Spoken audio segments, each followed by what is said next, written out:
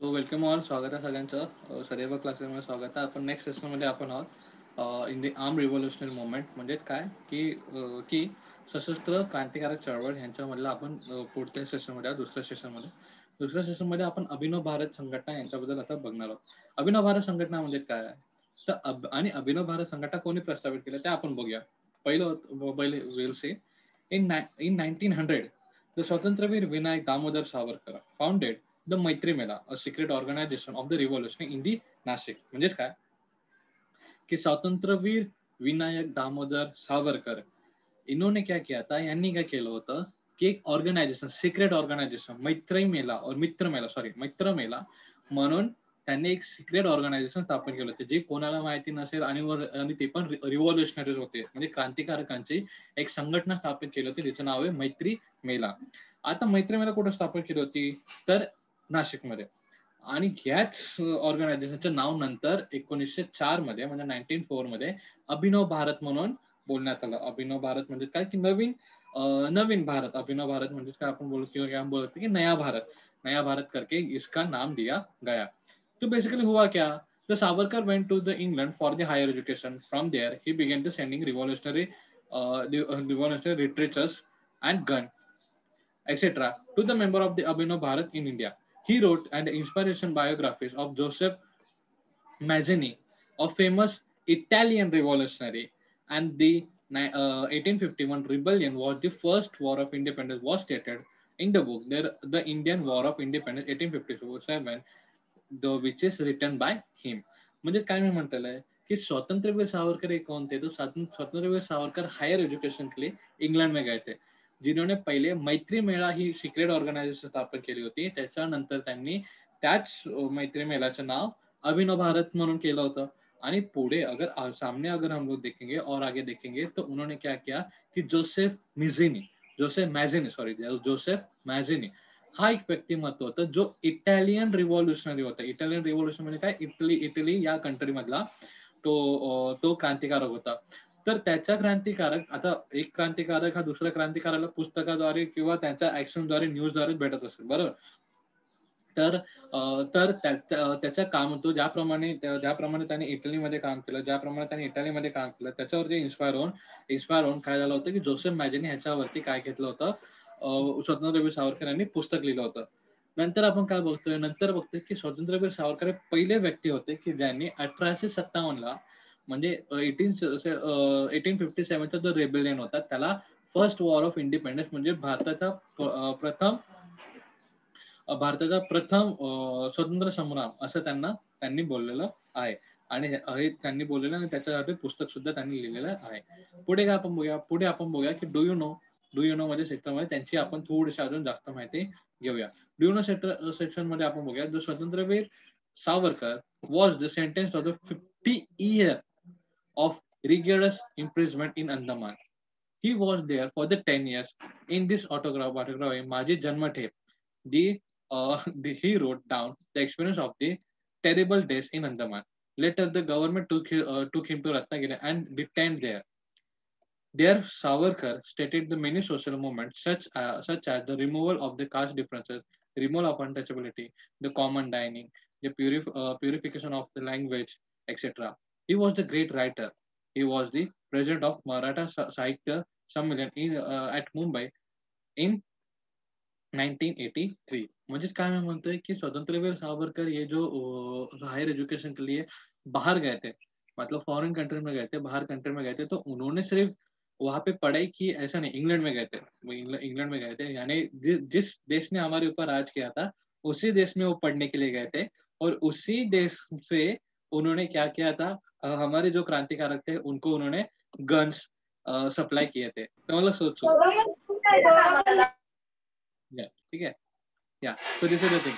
तो अशा प्रकारचे, आणि प्लस त्यांच्या ज्या ऍक्टिव्हिटीज होत्या, त्या ऍक्टिव्हिटीज मध्ये ते कॉट झाले होते. So he caughted by his activities. तर त्यांचे जे ऍक्टिव्हिटीज होते, म्हणजे गन सप्लाय करणे, रिव्हॉल्युशनरी गन सप्लाय करणे, रिव्हॉल्युशनरी जे काय आहेत त्या ऍक्टिव्हिटीजला एनकरेज करणे, अशा प्रकारचं काही अ, अ, काही आपण म्हणत होतो की दोसामध्ये त्यांना हे केलं होतं. व्हॉट कॅन म्हणून त्यांना सजा दिली गेली होती. आणि सजा ही काय होती, की त्यांना 50 वर्ष हे काळ्या पाण्याची शिक्षा आपण जे बोलतो म्हणजे अंदमान या बेटावरती त्यांना बेसिकली 50 वर्ष बघा, 50 वर्ष त्यांना तिथेच राहायचंय. अशा प्रकारचे त्यांना शिक्षा सुनावण्यात गेली होती. परंतु 10 वर्षामध्ये त्यांना रत्नागिरीला आणण्यात आलं होतं. आणि 10 वर्षामध्ये रत्नागिरी येण्याच्या आधीपर्यंत त्यांनी एक ऑटोबायोग्राफी लिहिली होती. त्यांनी एक स्वतःचं मत लिहिलं होतं. ते होतं माझी जन्मठेप. माझी जन्मठेप कशी आहे, कशाप्रमाणे आहे, हे सुद्धा त्यांनी लिहिलं होतं. आणि प्लस काही पुस्तकांमध्ये त्यांनी काय केलेलं आहे, की समाजामध्ये कशा प्रकारचे डिफरन्सेस आले पाहिजे. म्हणजे कास्टिझम आपल्यामध्ये होतं, कास्ट डिफरन्सेस होतं. अनटचेबिलिटी होते. म्हणजे अछूत जे आपण बोलत होतो, अछूत लोकं. नंतर कॉमन डायनिंग की higher caste, lower caste will come together for the dining अशा प्रकारच्या सिनारिओजमध्ये आपण बोलत होतो. तर अशा प्रकारच्या गोष्टी तिथं आणि प्युरिफिकेशन ऑफ लँग्वेज म्हणजे भाषेची सुधारणा अशा प्रकारच्या गोष्टींमध्ये त्यांनी जास्तीत जास्त लिहिलेलं आहे आणि काम सुद्धा त्यांनी केलेलं आहे. ठीक आहे. पुढे आपण बघूया तर what is the next? The government come to know about the activities of the Abhinav Bharat. Therefore the government arrested Babarao Savarkar. He was the sentence for the life imprisonment. As a revenge to the punishment, the youth named Anant Lakshmana Kanere killed Jackson, the collector of the Nashik, and the government started arresting all the people who were connected with the Abhinav Bharat organization. The murder of Jackson was linked with the Swatantra Veer Savarkar by the government. He was the arrested and pulled under the trial. The court ordered him the religious punishment or a rigorous punishment of the 50 years. म्हणजे बघा काय झालं होतं की government come to no म्हणजे ते लोक आले होते. गव्हर्नमेंटला आता कळायला आलं होतं की अभिनव भारत नावाची एक संघटना आहे जी आता रेबेलियन ऍक्टिव्हिटी करत आहे. अभिनव भारत नावाची जी संघटना है ती काय आता करत आहे ती रेबेलियन एक्टिविटी करत है. रेबेलियन एक्टिविटी करना मतलब क्या करना कि लोगों के बीच में ब्रिटिश लोगों के खिलाफ या फिर ब्रिटिश ऑफिसर के खिलाफ ब्रिटिश गव्हर्नमेंट के खिलाफ बातें भड़काना फिर बाद में उनको इनकरेज करना म्हणजे त्यांना इनकरेज करणं की नाही जर त्यांनी आपल्याला मारलं तर आपण सुद्धा त्यांना मारलं पाहिजे. ते आपल्यावरती जुलूम करतात ते आपल्या म्हणजे सिम्पली ते कसं how they encourage the people common people or the other people like की these peoples are come in to our land. ते लोक आपल्या जमिनीवर आलेले आहेत, आपल्या देशामध्ये आलेले आहेत आणि तेच लोक आपल्यावरती राज्य करतात असं कसं? आपण त्यांना हकलवलं पाहिजे. अशा प्रकारचे थोडे सेंटेन्स घेऊन, अशा प्रकारचे मोटिव्हेशनल सेंटेन्स घेऊन ते लोकं ते लोकं त्यांना म्हणजे अभिनव भारत संघटनेचे लोक कॉमन पीपलला काय करत होते, की एन्करेज करत होते. आणि याच सिनारिओसमध्ये त्यांनी काय केलं होतं, बाबूराव सावरकर बघा, बाबाराव सावरकर, बाबू नाव नाही. बाबाराव सावरकर यांना पकडण्यात आलं होतं आणि त्यांना इम्प्रिजमेंट म्हणजे त्यांना sentence to the life imprisonment म्हणजे त्यांना जन्मठेपेची शिक्षा त्यांना देण्यात आली होती. म्हणजे ते मरेपर्यंत आता जेलमध्येच राहतील अशा प्रकारे त्यांना शिक्षा देण्यात आली होती. परंतु अभी देखो उन्होंने कुछ ये किया क्या ॲक्टिव्हिटीज केल्या का? तर अशा प्रकारचे म्हणजे त्यांनी फक्त एन्करेजमेंट केलं होतं. त्यांनी फक्त एन्करेज केलं होतं. लोकांना एन्करेज केलं होतं. बट तरी सुद्धा त्यांना काय करण्यात आलं होतं? तरी सुद्धा त्यांना लाईफटाईम जेलमध्ये म्हणजे लाईफटाईम इम्प्रिजमेंट ही त्यांना शिक्षा देण्यात आली होती. तर ह्याचा रिव्हेंज घेण्यासाठी, तर ह्याचा बदला घेण्यासाठी अनंत लक्ष्मण कानेरे यांनी काय केलं होतं, जॅक्सन जो तिथला जज होता, नाशिकचा जो जज होता किंवा नाशिकचा जो कलेक्टर होता, त्यांना काय केलं होतं, गोळी मारली आणि त्यांना ठार केलं. बरोबर.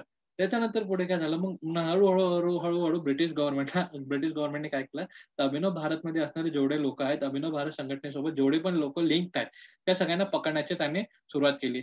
आणि नंतर जसं त्याने स्वातंत्र्यवीर सावरकर यांना पकडलं, तेव्हा त्यांनी जॅक्सनची डेथ किंवा जॅक्सनचा मर्डरशी स्वातंत्र्यवीर सावरकरचं कनेक्शन आहे, हे त्यांनी कनेक्शन लिंक आहे ते अशा प्रकारे त्यानं म्हणजे ते ह्याच्याच म्हणजे मी बोलतो जॅक्सन यांचा मृत्यू आणि सावरकर यांचा काहीतरी संबंध असल्याचं त्यांनी प्रूव्ह केलं आणि स्वातंत्र्यवीर सावरकर यांना जन्मठेपेची शिक्षा देण्यात आली होती. जे आपण बघितलं 50 वर्षाची काळ्या पाण्याची शिक्षा त्यांना देण्यात होती. नंतर पुढे आपण बघूया अशा प्रकारे महाराष्ट्रामध्ये गोष्ट घडत होते. अशा प्रकारे महाराष्ट्रामध्ये हालचाली चालू होता. आता बंगालमध्ये सुद्धा अशा प्रकारच्या हालचाली चालू होत्या. म्हणजे बंगालमध्ये सुद्धा रिव्होल्युशनरी ॲक्टिव्हिटीज होत होते. ते रिव्होल्यूशनरी मूवमेंट इन बंगाल. तो अभी बंगाल में रिवॉल्यूशनरी कैसा हुआ? तो after the partition of Bengal, after the partition of Bengal, ये जो मूवमेंट है, ये सबसे बड़ा मूवमेंट है after the partition of Bengal. मतलब बंगाल का पार्टीशन किया था. ईस्ट बंगाल और वेस्ट बंगाल, म्हणजे पूर्व बंगाल आणि पश्चिम बंगाल अशा प्रकारचे 2 भाग करण्यात आले होते बंगालचे. आणि अशा प्रकारचे 2 भाग करण्यात आले बंगालचे. तर तेव्हा काय झालं, की हे बंगालचे भाग करण्यामध्ये काही रेबेलियन पुढे आले आणि ह्यांनी आपले हे रिबेलियन ॲक्टिव्हिटीज, रिव्होल्यूशनरी ॲक्टिव्हिटीज त्यांनी चालू केलेले होते. बंगालची फाळणी झाली होती. बंगालची फाळणी झाली होती म्हणजे काय झालं होतं, की पूर्व बंगाल आणि पश्चिम बंगाल अशा प्रकारचे बंगालला डिफरन्सेस केले होते. परंतु हे डिफरन्सेस फक्त ॲडमिनिस्ट्रेशन म्हणजे कामकाज व्यवस्थित कारण बंगाल हा प्रदेशात छोटा नव्हता. बंगाल हा प्रदेश हा खूप मोठा. बरं, आताही आपण बघाल तर बंगाल हा प्रदेश हा खूप मोठा दिसेल. परंतु त्यांना बरोबर पश्चिम बंगाल आणि पूर्व बंगाल ह्याच्यामध्ये डिव्हाईड करण्यात आलं होतं आणि अशा प्रकारे डिव्हाईड करण्यात आलं होतं, की पूर्व बंगालमध्ये मुस्लिम लोकं राहतील आणि पश्चिम बंगालमध्ये हिंदू लोकं राहतील. म्हणजे जास्तीत जास्त त्याच्यामुळे काय होईल, की हिंदू-मुस्लिममध्ये फूट पडेल अशा प्रकारचे डिव्हाईड अँड रूल त्यांनी इथं divide and rule he policy इथं त्यांनी काय करणार होतं म्हणजे फोडा आणि राज्य करा हे जे धोरण आहे इथं त्यांनी अंमलबजावणी त्याची केलेली होती. आणि मग त्याच कारणामुळे आणि ह्याच्याच रागामुळे तिथले काही जे लोकल होते, तिथले जे काही लोकं होते, तिथले काही लोकं ते इन्स्पायर्ड झाले. ही जी घटना केल्यानंतर म्हणजे ते आपल्यामध्ये फूट पाडतात अशा प्रकारच्या रागामुळे त्याचे रिमेक घेण्यासाठी रिव्होल्युशनरी मूव्हमेंट चालू झालेले होते. आणि याच रिव्होल्युशनरी मूव्हमेंटमध्ये मग लोकांना नाही सॉरी, ब्रिटिशांना मारणं किंवा त्यांचे वायरी वगैरे कापणं किंवा असं वायरी वगैरे म्हणजे फोनच्या वायरी वगैरे कापणं, त्यांच्याबद्दल जाते त्याचा भडकाव भाषण वगैरे देणं, अशा प्रकार के भडकाव भाषण किंवा लिखाण करणं. तर अशा प्रकारचे गोष्टी चालू होते आणि ह्याच्यावरती कंट्रोल ठेवण्यासाठी कंट्रोल हे करण्यासाठी काय केलं होतं म्हणजे आणि हळू-हळू हे जे गोष्टी होते ते जास्तीत जास्त करत होते. आणि wipe out the fear of the minds of the Indian regarding the British government. आणि अशा घटनांमुळे काय होतं, की हळू-हळू जी ब्रिटिशांची भीती होती, भारतीय लोकांच्या मनामध्ये भारतीय लोकांच्या म्हणजे ते नॉर्मल गरीब लोकांमध्ये आता त्यांच्या मनामध्ये तर ऑब्व्हियसली त्यांच्याबद्दल भीती असेलच. का? फर्स्ट ऑफ ऑल ते बिचारे गरीब गरीब शेतकरी त्यांना आधीच जी कंपनी होती ब्रिटिश ईस्ट इंडिया कंपनी, ही ब्रिटिश ईस्ट इंडिया कंपनीने आधीच लुटलेलं होतं. परंतु नंतर आपण बोलतो ब्रिटिश गव्हर्नमेंट आता राज्य करत आहे. ब्रिटिश गव्हर्नमेंट राज्य करत आहे, तर त्या राज्यामध्ये बघत होतं, की त्यांची ती जी शोषण चालू होतं ते चालूच होतं. त्याच कारणामुळे काय झालं होतं, की काय काय झालं होतं, की की अ, भारतीय लोकांच्या मनामध्ये आता ब्रिटिश म्हणजे गरीब लोकांमध्ये ब्रिटिश लोकांच्या मनामध्ये भीती ही आली होती. परंतु ती भीतीला ओव्हरकम करण्याचं काम कोणी केलं? रिव्होल्युशनरीज केलं. म्हणजे क्रांतिकारकांनी काय केलं, की ती भीती मिटवण्याचे ते काम करत होते. आता म्हणजे ते काम तर संपूर्ण भारतभरात करत होते, पण बंगालमध्ये जास्तीत जास्त आपण बघू शकतो. त्याच्या पुढे काय झालं? In the Bengalian revolutionary organisation called Anushila Anushilan Samiti म्हणजे अनुशीलन समिती वॉज ॲक्टिव्ह. म्हणजे आता रिव्होल्यूशन ज्याप्रमाणे आपण अभिनव भारत संघटना बघितली होती महाराष्ट्रामध्ये, त्याचप्रमाणे बंगालमध्ये अनुशीलन समिती ही एक समिती होती किंवा ही ऑर्गनायझेशन होती ती ॲक्टिव्ह झाली होती आणि त्याचे ब्रांचेस होते ते 500 पेक्षा जास्त ब्रांचेस होते. तर त्याच्यामध्ये कोण-कोण होते? Banindranath Ghosh, the brother Aurobindo Ghosh was the chief of this organisation. And this organization received the counsel of the guidance from the or Arvindra Ghosh. The Anushila Samiti had the bomb manufacturing center at or Manikatala near Kolkata. म्हणजे बघा अनुशीलन yes अनुशीलन अनुशीलन समिती काय करत होती? अनुशीलन समिती ह्यांचे head कोण होते आपण बोलतो बरींद्रनाथ घोष आणि त्यांचे ब्रदर अरविंदो घोष. बरींद्र कुमार घोष आणि अरबिंदो घोष. तर ह्यांची जी अनुशीलन समिती होती हे 500 पेक्षा जास्त 500 पेक्षा जास्त जागेवरती त्यांचे शाखा होते. 500 पेक्षा जास्त जागेवरती त्यांच्या शाखा होत्या आणि त्यांची एक बॉम्ब बनवायची फॅक्टरी होती. ते बॉम्ब बनवायची फॅक्टरी होती. कुठे होती? मणिकटाला. मणिकटालाला म्हणजेच कोलकाता याच्या जवळ असलेलं एक शहर आहे मणिकटाला. या ठिकाणी त्यांची बॉम्ब मॅन्युफॅक्चरिंग करण्याची म्हणजे बॉम्ब जो आपण बोलतो बॉम्ब तो मॅन्युफॅक्चर करण्याची बेसिकली त्यांची फॅक्टरी तिथं एस्टॅब्लिश झाली होती. आणि 1909 मध्ये काय झालं? खुरिंद्रनाथ बोस और खुदिराम बोस, खुदिंद्रनाथ नाही, खुदिराम बोस हे आणि आणि अँड प्रफुल्ला चाकी, द मेंबर ऑफ अनुशीलन समिती प्लॅन टू किल द जज नेम द किंग्सफोर्ड. आता खुदिराम बोस हा सर्वात छोटा व्यक्तिमत्व, सर्वात छोटा व्यक्तिमत्व म्हणजे साधारणतः 16-18 वर्षाचे 16-18 वर्षाचे असलेले असे रिव्होल्युशनरिस्ट म्हणजे बघा 16-18 वर्षाचे असताना ते देशाला स्वतंत्र करण्यासाठी ते स्वतंत्र चळवळीमध्ये पडले होते. तर खुदिराम बोस और प्रफुल्ल चाकी, द मेंबर ऑफ अनुशासन समिती यांनी काय प्लॅन केला होता, की किंग्सफोर्ड हा जो जज आहे ह्याला ठार करण्याचा आहे. But the vehicle of they threw the bomb was not one carry the Kingsford, or two English women were killed in this attack. The Prafulla Chaki shoot himself with the bullet that he not or so that he will not fall in the hands of British. But Khudiram Bose was caught by the police. During the investigation, the police got information about the working of Anushilin Samiti. They started arresting the member of this organization, and Arvind Ghosh was also the arrested. But the government was unsuccessful in linking him in the manufacture of bomb, and hence the court set him free. The other members were the sentenced to long term of imprisonment. तर ह्या ठिकाणी काय झालं होतं, तर खुदिराम बोस आणि plus आपण बघितलं होतं प्रफुल्ला चाकी, खुदिराम बोस आणि प्रफुल्ला चाकी हे जे नवजीवन होते, नवजीवन म्हणजे छोटे छोटे वयातले, ते आपण जर त्यांचं एज पण बघा ना, आपण नंतर गुगल करून बघा, एज पण बघाल तर हे 16, 17, 18 होते. तर खुदिराम बोस प्रफुल्ल चाकी यांनी काय केलं होतं, की हे जे अनुशीलन समितीतले लोक होते त्यांनी किंग्सफोर्ड हा जो जज आहे ह्याची हत्या करण्याचं त्याने ठरवलं होतं आणि त्याच्यासाठी त्यांनी बॉम्ब तयार केले होते आणि बॉम्ब त्यांच्यावरती फेकायचे होते. परंतु चुकून काय झालं, चुकून दुसऱ्या गाडीवरती बॉम्ब पडला होता आणि त्याच्यामध्ये 2 ब्रिटिश महिला होते, ते ठार झाले. प्रफुल्ल चाकी यांनी काय केलं होतं, की त्यांनी स्वतःला गोळी घालून घेतली, की आपल्याला ब्रिटिशांच्या हाती पकडलं गेलं नाही पाहिजे. म्हणून त्यांनी स्वतःला गोळी मारून घेतली. परंतु झालं काय, त्याच्यामध्ये खुदिराम बोस हे पकडले गेले आणि खुदिराम बोस हे किती वर्षाचे होते, तर 18 वर्ष 8 महिने आणि 11 दिवस एवढ्या छोट्या वयाचे असताना सुद्धा त्यांना त्यांना फाशी देण्यात आलेली होती. गव्हर्नमेंट कडून फाशी देण्यात आलेली होती. आणि ह्याच्यात बेसिकली झालं काय? ह्याच्यात बेसिकली मग त्यांना कळालं, की अनुशीलन समिती नावाची एक संस्था आहे. खुदिराम बोस कडून कळालं, अनुशीलन समिती नावाची एक संस्था आहे, जी बेसिकली रिव्होल्युशनरी ॲक्टिव्हिटीज करत आहे. आणि त्याचे मग त्याच ऑर्गनायझेशनचे जे हेड होते, जे अरविंद घोष यांना सुद्धा अरेस्ट करण्यात आलेलं होतं.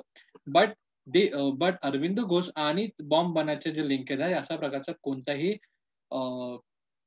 जोडी किंवा जोडी म्हणजे आपण काय बोललो होतो, की ह्यांच्यासोबत काही संबंध आहे. म्हणजे अरविंद घोषचा बॉम्ब बनवण्यामध्ये काही संबंध आहे, अशा प्रकारचे कोणतेही पुरावे ते समोर ठेवू शकले नाही किंवा पोलिसांना अशा प्रकारचे कोणतेही पुरावे भेटले नाही. म्हणून अरविंद घोष यांना फ्री करण्यात आलं. यांना पुन्हा एकदा सोडण्यात आणलं, त्यांना फ्री करण्यात आलं होतं. परंतु बाकीचे जे मेंबर्स होते त्यांना लाईफ टाईम किंवा खूप वेळा असं जेलीमध्ये डांबण्यात आलेलं होतं. पुढे काय झालं, तर रासबिहारी बोस आणि Sachindranath सैनल spread the network of the revolutionary organization outside the Bengal. So Rasbihari Bose आणि सचिंद्रनाथ सन्याल, रासबिहारी बोस आणि सत्येंद्रनाथ सन्याल यांनी काय केलं होतं, त्यांची जी ऑर्गनायझेशन होती, ती ऑर्गनायझेशन ही आता बंगालच्या बाहेर सुद्धा पसरवण्याचे काम त्यांनी केले होते. कुठे कुठे त्यांनी पसरवले होते? पंजाब, दिल्ली, उत्तर प्रदेश.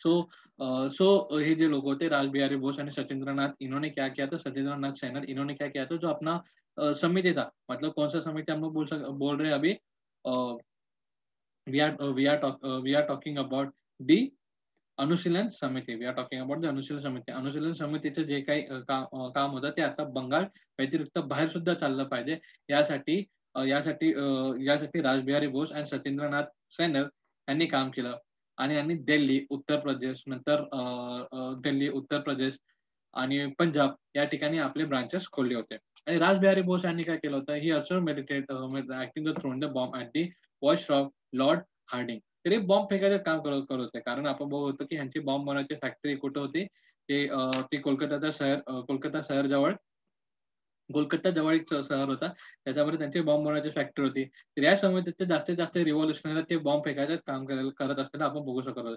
रासबिहारी बोस यांनी सुद्धा जे व्हॉइसरॉय लॉर्ड हार्डिंग यांच्यावरती बॉम्ब फेकलेला आहे.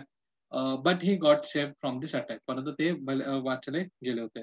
नंतर revolutionary work was carried out the Madras province as well. The Vinci Iyer, a revolutionary, killed a British officer named Ash. Later, he shot himself with the bullet and sacrificed his own life. तर असं नाही की फक्त बंगाल आणि महाराष्ट्रामध्ये अशा प्रकारचे revolutionary activity चालले असं नाही.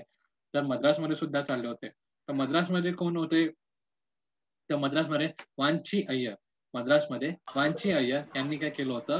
यांनी ब्रिटिश ऑफिसर ॲश याला गोळी घातली आणि स्वतःला सुद्धा गोळी मारून आपल्या लाईफचा सुद्धा सॅक्रिफाईस केलेला आपण बघू शकतो.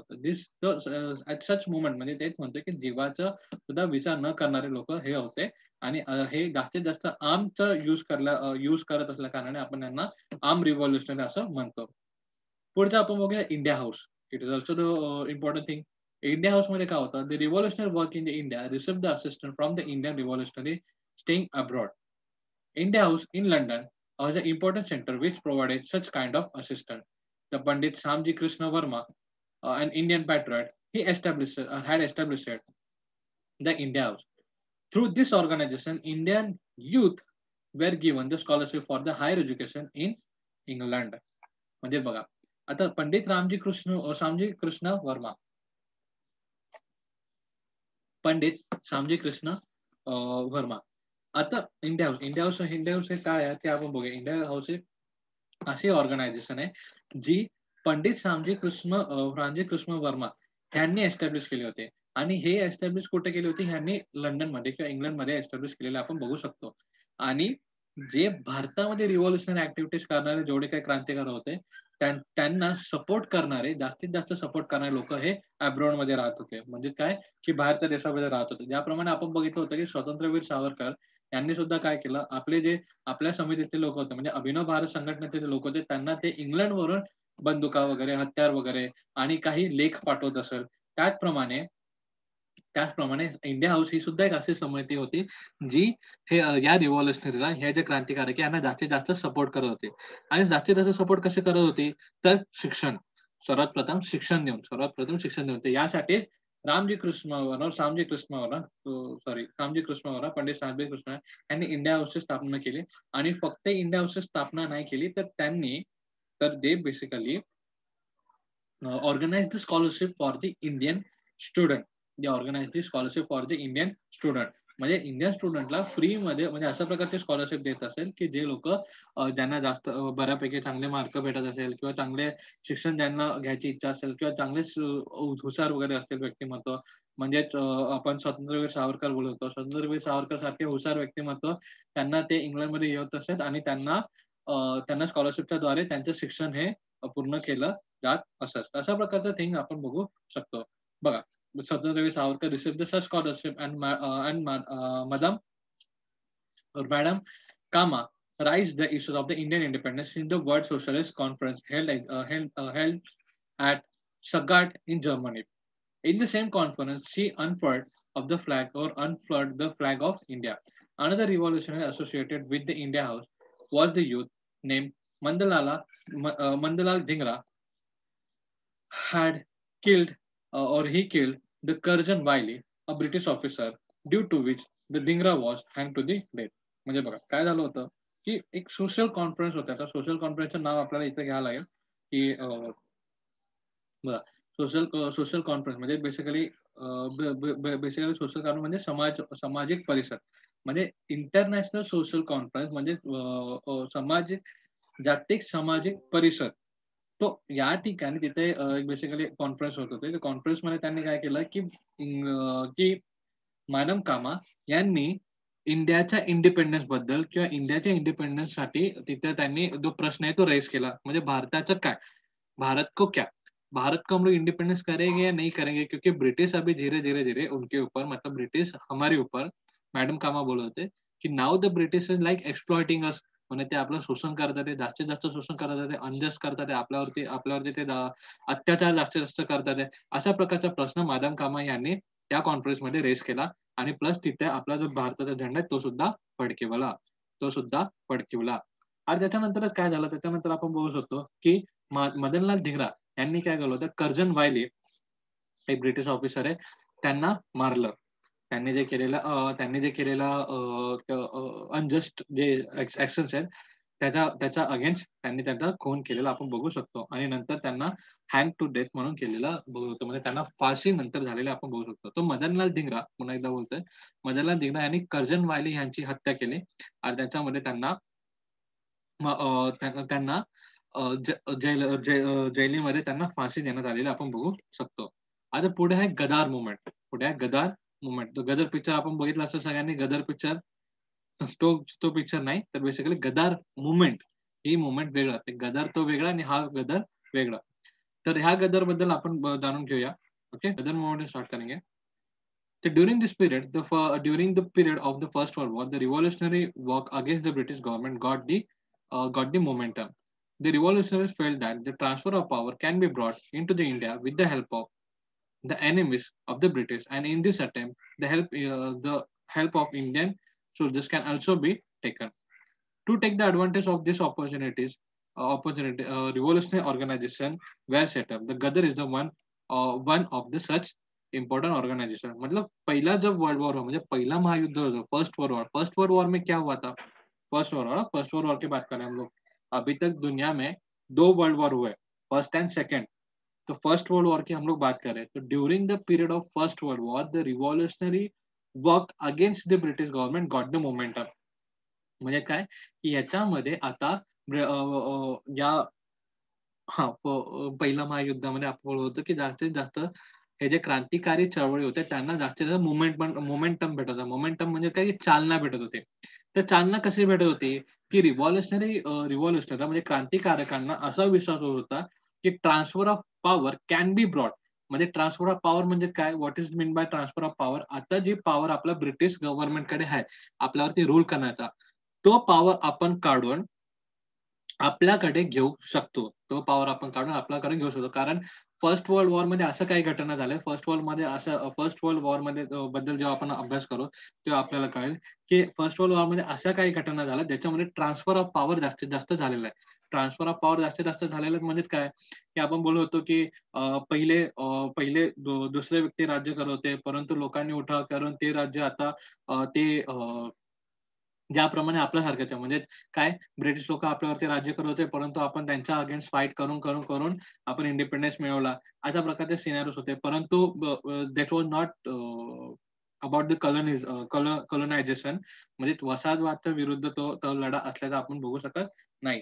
परंतु परंतु अशा प्रकारचं काहीतरी ट्रान्सफर ऑफ पॉवर म्हणजे सत्ताचं विभाजन होणे किंवा सत्ता पलटच्या ॲक्टिव्हिटी जास्तीत जास्त होत होते. आणि जे आपले रिव्हॉल्युशनरी होते, जे आपले क्रांतिकारक होते. त्यांना सुद्धा इन्स्पिरेशन भेटत होती. म्हणजे आपण सुद्धा जर अशा प्रकारचे काही कृत्य केले, तर आपला सुद्धा भारत स्वतंत्र होईल याच्यासाठी असं त्यांना वाटू लागलं. आणि याच्यासाठी ते वाटू लागलं आणि यासाठी they came forward and they because it establishes the many organization and the Gadar is the one of them. They establishes the many organization. Gadar is the one of them. The Indians living in America and Canada establishes the Gadar organization. And the Lala Hardayar, Bhai Parmanand, doctor Pandurang Sadashiv Khankhoje etcetera. This revolution were are the important leaders of this organisation. म्हणजे ते काय करत होते की हे लोक अमेरिकेमध्ये गदार movement ही गदार organisation अमेरिकेमध्ये प्रस्थापित झालेलं आपण बघू शकतो. बघा, भारतीय लोकांच्या स्वातंत्र्यासाठी अमेरिकेमध्ये एक ऑर्गनायझेशन प्रस्थापित होते. त्याचं नाव आहे गदर आणि त्याच्यामध्ये कोण कोण असतात? लाला हदरयार, भाई परमानंद आणि पांडुरंग सदाशिव कनोजे अशा प्रकारचे लोक होते. ते तिथं ते तिथं अमेरिकेमध्ये राहत असतात आणि तिथून ते ऑर्गनायझेशन ते बनत असतात. ते काय करत असेल तर ते लोक विथ आर्म्स हत्यारं वगैरे किंवा अशा प्रकारचे काही लोक जे इकडे येऊन रिव्हॉल्युशनरी ऍक्टिव्हिटी करतील असे लोक ते तिकडे जमा करत असेल. अमेरिकेवरून ते म्हणजे त्यांचा प्लॅन तसा होता. अमेरिकेवरून त्यांचा प्लॅन काय होता की ज्याप्रमाणे 1857 मध्ये गोष्टी झाल्या होत्या त्याचप्रमाणे आपण काय करू की अमेरिकेतून ते भारतात येणार. भारतामध्ये ते आपली गदर जी संस्था आहे त्याच्या खाली प्रत्येकाला जमा करणार आणि ब्रिटिशच्या अगेन्स्ट एक एक मूव्हमेंट खडा करणार आणि आपण लगेच स्वातंत्र्य मिळवू. अशा प्रकारचं त्यांची एक स्ट्रॅटेजी होती आणि त्या स्ट्रॅटेजीनुसार ते काम करायला सुरू झाले होते. पुढे काय झालं ते आपण बघणारच आहोत. पुढे काय झालं ते आपण बघणार आहोत, परंतु नेक्स्ट सेशनमध्ये. परंतु आतापर्यंत गदर म्हणजे काय? गदर म्हणजे रिव्हॉल्ट. गदर म्हणजे काय? रिव्हॉल्ट. आता रिव्हॉल्टलाच आपण मराठीमध्ये काय बोलतो? गदर म्हणजे रिव्हॉल्ट. गदर ह्याचा अर्थ आहे विद्रोह. म्हणजे भारतीय लोकं ब्रिटिश सरकाराच्या विरुद्ध विद्रोह करत असलेला आपण बघू शकतो. दिस इज कॉल्ड ॲज दी गदर. ठीक आहे. I hope you understand this thing. आजचे जे सेशन आहे तुम्हाला लक्षात आले असेल, कळत असेल. इन केस नो काय डाउट असेल यू गाईज कॅन तुम्ही विचारू शकता. First of all lesson read करा. लेसन रीड केल्यावर हळू-हळू तुम्हाला सगळ्या गोष्टी कळतील. ठीक आहे. आणि इन केस काही डाउट वगैरे असेल यू गाईज कॅन तुम्ही विचारू शकता.